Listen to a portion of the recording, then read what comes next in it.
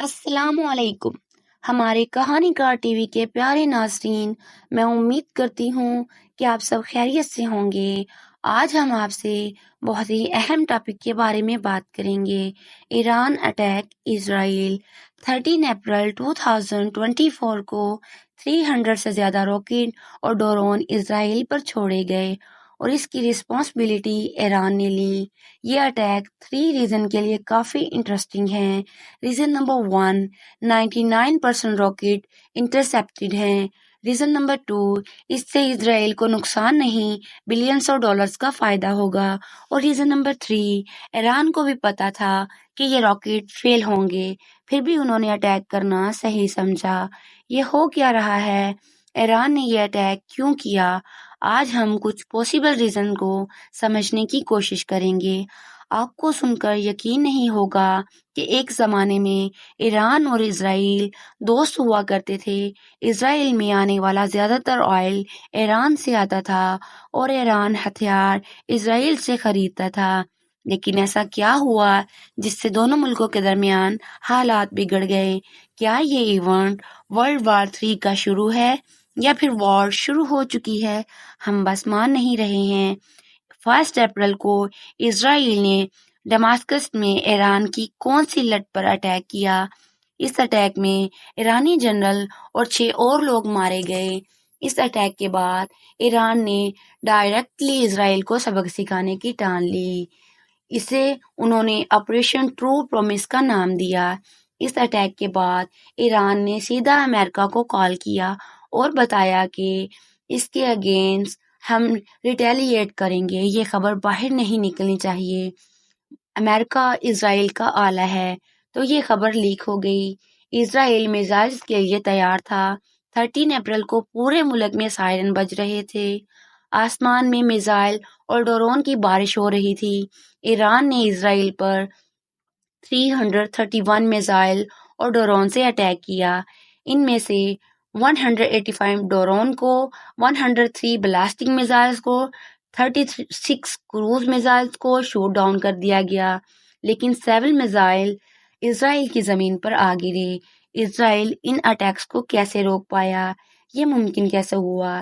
یہ ممکن 2 different system کی وجہ سے ہوا، جن میں سے سسٹم نمبر 1 ہے آئرن ڈوم اور سسٹم نمبر 2 ہے arrow system. Iron Dome short range کی راکٹ کو انٹرسیپٹ کرنے کے لیے 2011 میں بنایا گیا۔ ایک ریڈار یونٹ میزائل کو ہوا میں ہی ڈیٹیکٹ کرتا ہے، پھر یہ انفارمیشن کنٹرول یونٹ تک پہنچتی ہے۔ کنٹرول یونٹ میں اس میزائل کا پاتھ دیکھا جاتا ہے۔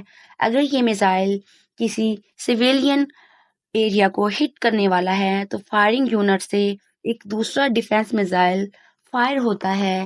یہ میزائل تھریٹ کو آسمان میں ہی ایلیمینیٹ کر دیتا ہے۔ Arrow weapon system long range کے بلاسٹنگ میزائلز کو روکنے کے لیے بنا ہے۔ ایرو 3 سسٹم میں موسٹ فیئر کے باہر کے راکٹ کو روکنے کی طاقت ہے۔ ان کے علاوہ اور بھی کئی سارے سسٹم اسرائیل کے پاس موجود ہیں جو راکٹ کو روک سکتے ہیں۔ اسرائیل کی ایئر ڈیفنس سسٹم دنیا کی بہت اچھی سسٹم میں سے ایک ہے اور یہ ایران جانتا ہے۔ ایران کو پتا تھا کہ اسرائیل پر ہونے والا اٹیک فیل ہی ہوگا۔ ان کے ڈیفنس سسٹم سارے میزائل اور راکٹس کو روک ہی لیں گے، تو پھر یہ اٹیک کرنے کی ضرورت کیوں ہوئی؟ ہماری ریسرچ میں 4 ریزن سامنے آئے جو 1 بائی 1 ہم آپ کو بتائیں گے۔ سب سے پہلا ریزن ہے ریٹیلیشن۔ ایران کے بہت سے دوسرے ممالک کے ساتھ بھی اختلافات ہیں۔ انہوں نے ہمارے اپنے ملک پاکستان پر بھی اس سال اٹیک کیا تھا۔ ان کے سعودی عربیہ کے ساتھ بھی اختلافات چلے آ رہے ہیں۔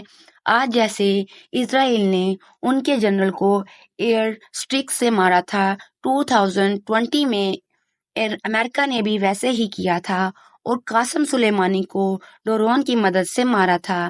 اس کے بعد ایران چپ نہیں بیٹھا۔ 7 اکتوبر کو حماس کے اٹیک کے بعد ایران نے US فورس پر بھی 150 بار اٹیک کیا۔ اسرائیل پر اٹیک فیل ہونے کے بعد بھی وہاں کے لوگ اس اٹیک کو سیلیبریٹ کر رہے ہیں کیونکہ ان کے لیے یہ فیلئر نہیں ہے۔ ہر بار ریٹیلیٹ ورڈ کا انہوں نے استعمال کیا ہے، کیونکہ ایران اس بات کو ہائی لائٹ کرنا چاہتا ہے کہ پہلا وار اسرائیل نے کیا تھا۔ 7 اکتوبر کے اٹیک میں اسرائیل کے 200 لوگوں کی جان گئی، اور اسرائیل کے اٹیک کی وجہ سے غزہ کے 33,000 لوگوں کی جان گئی۔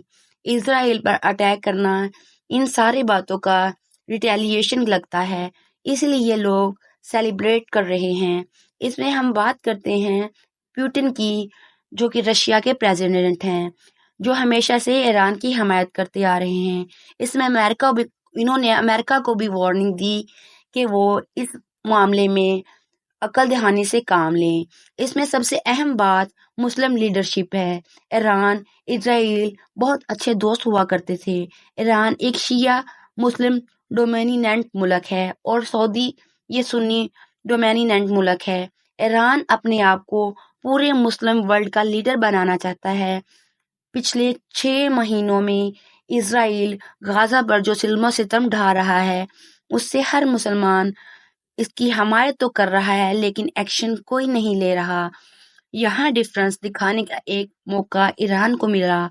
آپ کو کیا لگتا ہے ایران کا اسرائیل پر اٹیک کیا وجہ ہو سکتی ہے؟ اس کے بارے میں آپ سے ہماری نیکسٹ ویڈیو میں دوبارہ بات ہوگی، اور ہم اس کے بارے میں آپ سے مزید بات کریں گے۔ تب تک کے لیے آپ ہمارے ساتھ رہیے گا اور اپنا خیال رکھیے گا۔ اللہ حافظ۔ ایسی ویڈیوز دیکھ کر باخبر رہنے کے لیے کہانی کا ٹی وی کو سبسکرائب کر کے بیل بٹن دبانا نہ بھولیے گا۔